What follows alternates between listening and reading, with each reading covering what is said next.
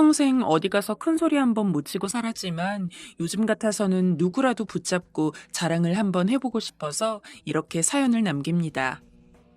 우리 남편과 저는 고향 동네의 선후배로 만났습니다. 우리는 서로 이웃 동네에 살았는데 탁 트인 벌판을 두른 구릉을 따라 마을 간의 거리가 멀지 않아서 자주 만나 어울려 놀았죠. 남편은 어렸을 적부터 골목대장이었습니다. 공부도 학교에서는 제일 갈 정도로 잘했고 중학교 때부터 키가 훤칠해져서 인근 면에 소문이 날 정도로 인물이 좋았죠. 저는 그냥 철없는 말괄량이었어요. 또래 여자애들처럼 조신하지도 내숭을 떨 줄도 몰랐죠. 그냥 오빠들 따라 놀러 다니면서 남자애들처럼 자랐어요. 남편은 중학생 때부터 마을에 일이 있으면 꼭 불려다녔어요. 본인도 앞장서는 걸 좋아했고요. 한마디로 배짱도 좋고 듬직했어요. 어린 나이에도 어른 한 사람 몫을 했죠. 그러다 보니 남편을 좋아하는 여자애들도 많았고요. 그런 남편이 소시적부터 저를 참 잘 챙겨줬어요. 인근 부락 사람들이 친오누이 같다고 할 정도로요. 남편네는 제사가 자주 돌아오는 집이었는데 제사를 지내고 나면 아침 일찍부터 이웃집도 아닌 건넌 마을인 우리 집까지 찾아와 음식을 갖다 주고 갔어요. 저희 집은 가난해서 뭘 챙겨줄 게 없는데도 제사 때마다 거르지 않고 그러니 저희 부모님께서는 미안해하면서도 남편에게 참 고마워했어요. 그렇게 저를 잘 챙겨주던 사람이 고등학교에 들어가기 위해 대처로 나가버리고 난 후 저는 참 지내기 따분했죠. 주말이나 방학처럼 남편이 집에 들르면 혹시 남편이 놀러 나오나 싶어 아침 일찍부터 동네 어귀에 나가 서성이곤 했습니다. 그러다 남편을 만나기라도 하면 둘이서 한참 이야기를 하곤 했어요. 남편이 해주는 이야기를 들으면서 저도 참 고등학교에 가고 싶었는데 저희 집이 너무 가난해서 언감생심 꿈도 못 꾸는 이야기였죠. 저희 집은 땅도 없이 남의 농사를 도와주면서 하루하루 버티는 집이었어요. 그래서 저도 중학교를 그만두고 시내에 나가 외갓집에 지내면서 일을 했어요. 덕분에 남편과 자주 만날 수 있게 되었죠. 데이트를 해야 별것도 없었어요.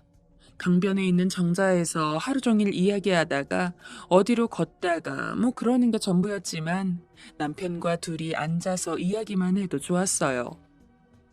어렸을 적에는 그냥 멋진 오빠라고만 생각했었는데 나이가 차면서 서로를 바라보는 시선이 달라진 것 같아요. 그건 남편도 마찬가지였고요. 남편이 고등학교를 졸업하고 시내에 직장을 잡게 되면서 우리는 연인 사이가 되었어요. 그런데 아무래도 꼬리가 길면 밟힌다고 동네 사람들이나 외갓집 어른들의 눈을 영영 속일 수는 없었죠. 동네에 저랑 남편이 연애한다는 소문이 나게 되자 남편은 결혼을 서둘렀습니다. 그런데 남편 집안에서 결혼을 반대했어요.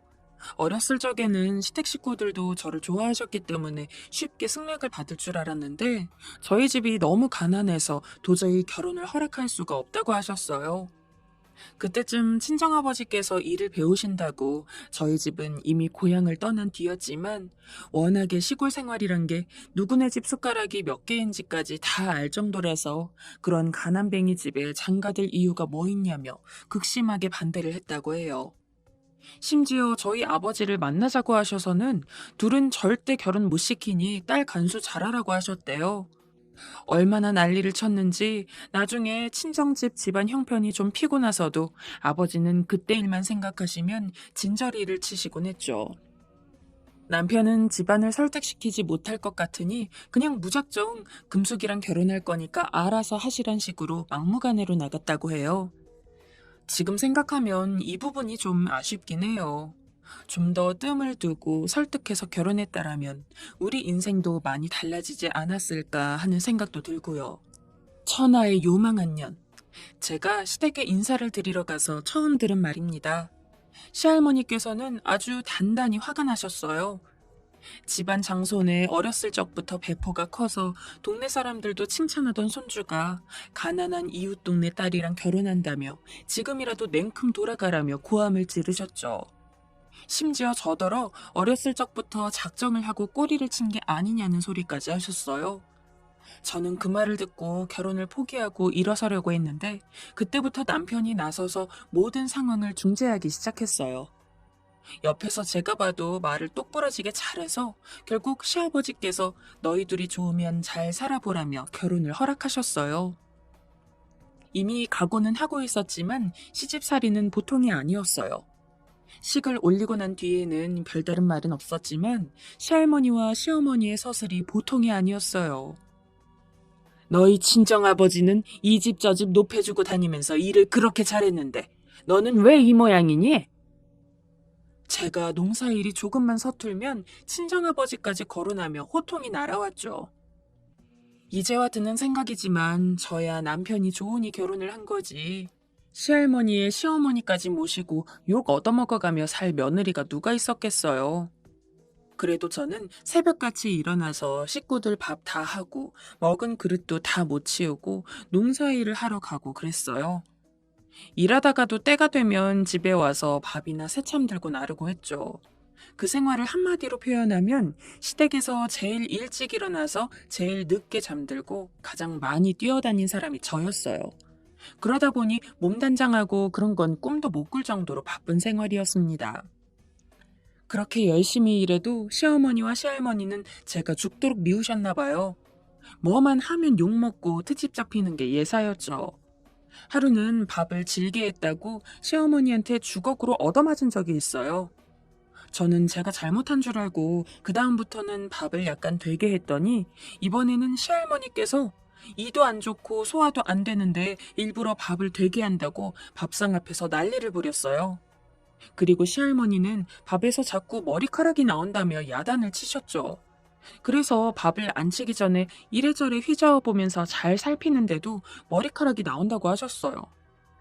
그때는 하도 이리저리 들볶이다 보니 생각을 못했는데 나중에 생각해보니 식사하기 전에 일부러 머리카락을 쥐고 계시다가 트집 잡으신 건 아닐까 하는 생각이 들어요. 그래도 시아버지께서는 저한테 아무런 말씀도 안 하고 잘해주셨죠. 시아버지께서도 두 분이 좀 너무한다고 생각하는 눈치였는데 아무래도 여자들 일에 나서기가 좀 곤란하셨는지 대놓고 제 편을 들어주시는 일은 없었어요. 그래도 그런 건 다 참을 수 있었는데 참 하늘도 안 도와주시는 건지 결혼하고 몇 년이 지나도 애가 안 생겼습니다. 결혼하고 처음 1년은 별탈 없이 지냈는데 2년째가 되자 시어머니께서 저더러 혹시 몸에 예전부터 문제가 있었던 것은 아니냐며 노골적으로 물어보기 시작했어요. 애가 안 생기고 3년째가 되자 시할머니는 발광을 하기 시작했어요. 본인이 애초부터 저를 반대한 게 다 이런 예감이 들어서 그런 거였노라고 하시며 못 먹고 자란 애가 몸인들 성하겠냐며 저를 타박하셨죠. 그쯤 되자 저도 슬슬 지치기 시작했습니다. 몸만 힘든 것이면 그래도 버티겠는데 한 달이 멀다 하고 사람 미칠 소리를 해대시니 나중에는 시할머니가 빨리 돌아가시기만을 바랄 정도로 사람이 이상해졌어요. 시어머니는 시할머니 같이 대놓고 막말을 하진 않으셨지만 남편이 없을 때를 틈타 저 때문에 대가 끊기게 생겼다고 말씀하시는 건 마찬가지였죠. 끝내는 저더러 밥도 먹지 말라고 하셨어요. 먹어서 몸이 건강해서 애를 낳으면 또 모르지만 그렇지 않고서야 먹어도 소용이 없다고 말씀하셨죠. 물론 진짜 굶어 죽으란 소리는 아니고 밥상머리에 끼지 말라는 소리였죠. 그런데 시어머니 눈을 피해 밥을 먹는 것도 고역이었어요. 왜 이러고 살아야 되나 싶어서 먹다 말고 밥을 집어던진 적도 있고요. 결국 그 짓을 하고는 보름을 못 가 사람이 미쳐버리고 말았습니다. 결국 저는 정신이 반쯤 나가 세상을 등지려고 했어요. 준비를 하면서 마음속으로 온갖 원망과 저주를 주워 삼겼습니다. 그 순간에는 정말 세상 모든 것이 원망스러웠어요.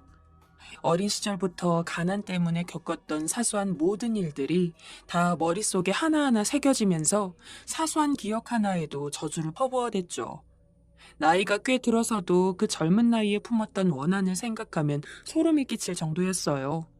다행히 남편이 저를 일찍 발견해서 저는 겨우 나쁜 마음을 먹지 않았어요. 남편은 그 길로 저를 데리고 시내 여관으로 도망쳤습니다.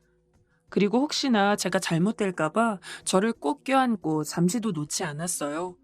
덕분에 저는 쇠약해져 가던 신경줄을 다잡을 수 있었죠. 그런데 그 일 때문에 그동안 꿋꿋이 버티며 항상 저를 위로해주고 도와주던 남편이 너무나 큰 충격을 받아버린 거예요.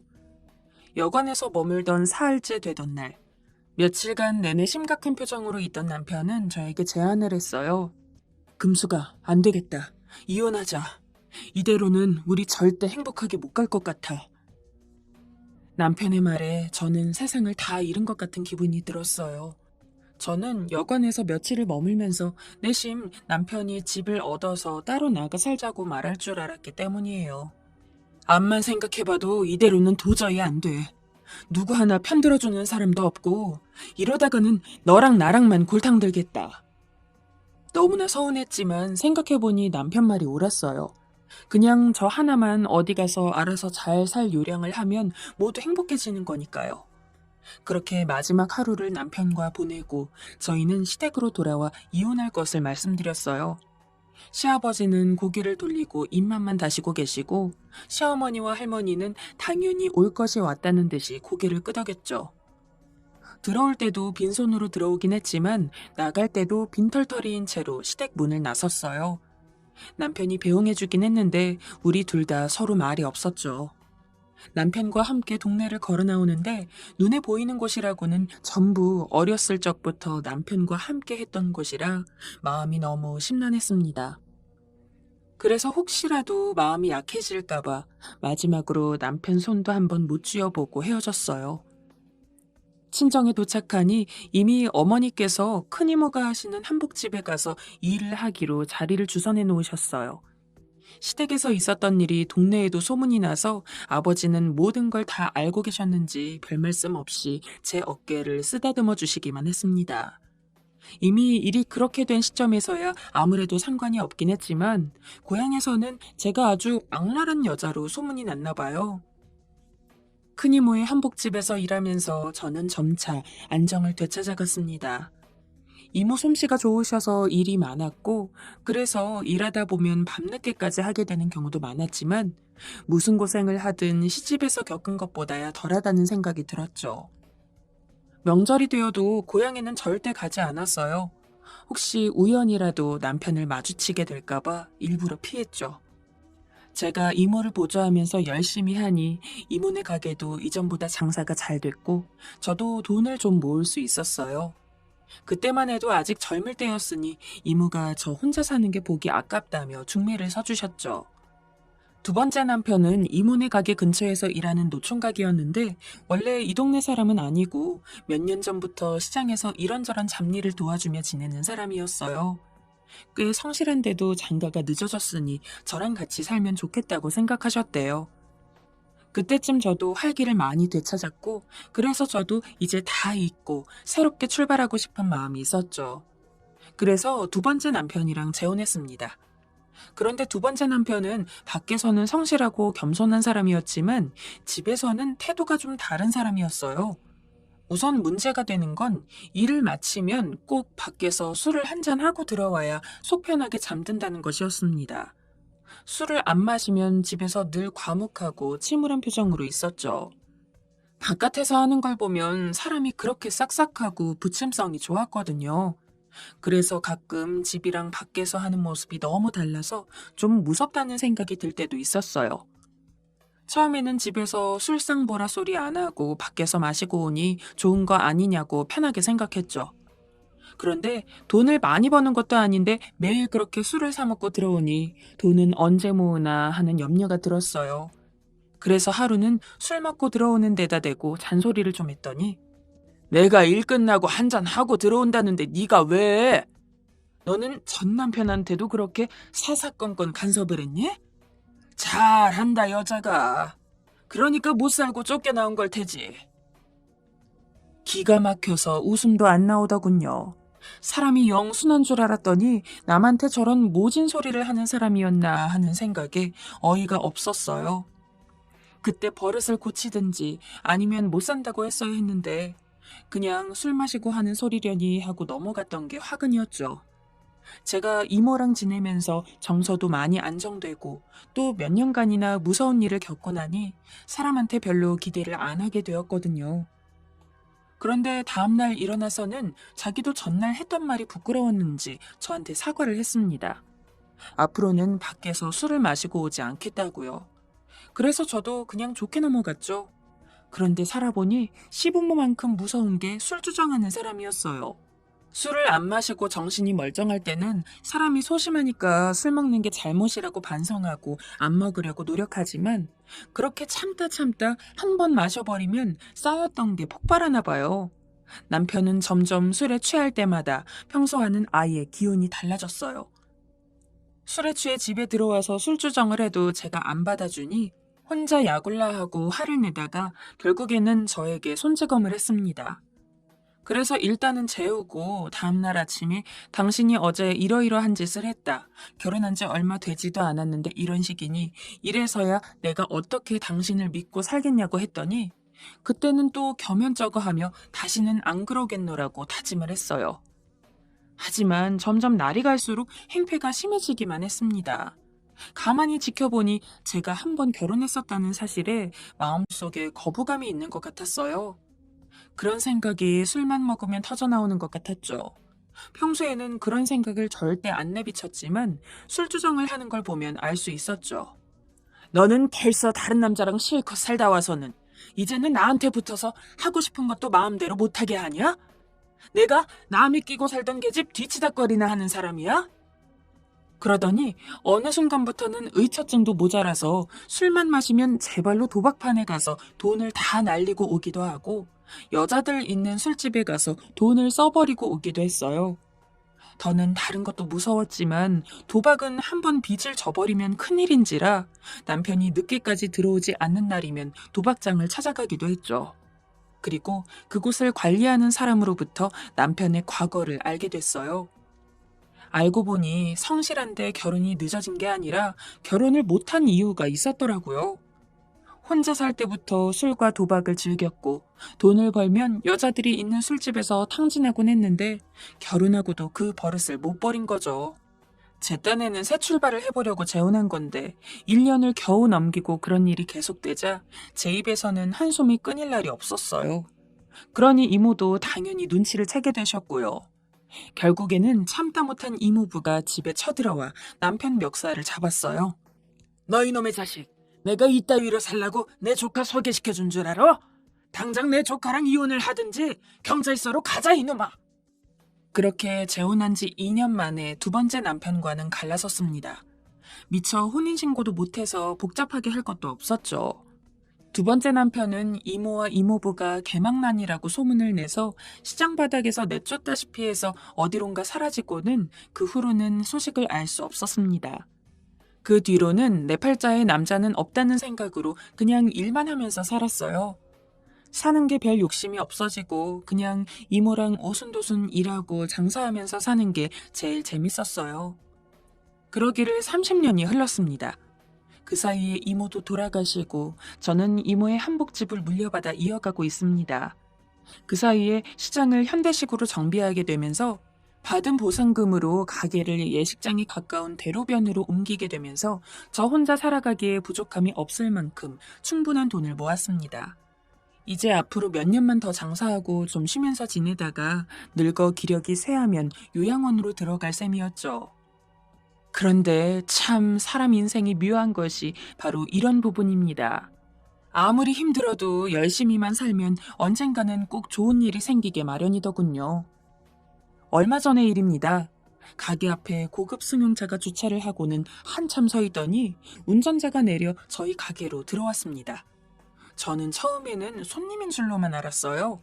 그런데 그분이 카운터로 들어오지 않고서 가게 입구에서 금수가 하고 제 이름을 불렀습니다.